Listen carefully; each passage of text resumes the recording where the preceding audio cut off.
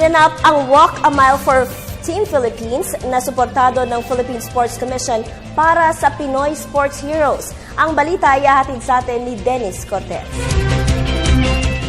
Itinuturing na bayani ang mga Pilipinong atleta dahil sa mga sakripisyo at dedikasyon nila, mabigyan lang ng karangalan ng ating bansa.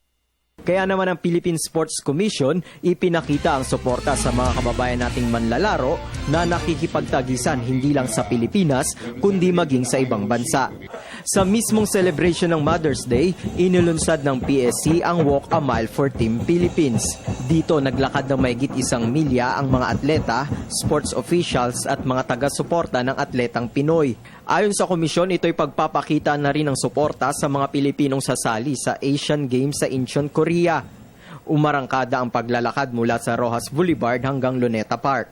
Well, actually, this event is just to show support, no, to our athletes, to our officials, no, that the Asian Games is 101 days away.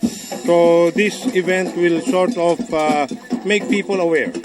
Dumalo rin sa nasabing programa ang iba't ibang opisyal at mga malalaking organisasyon sa bansa.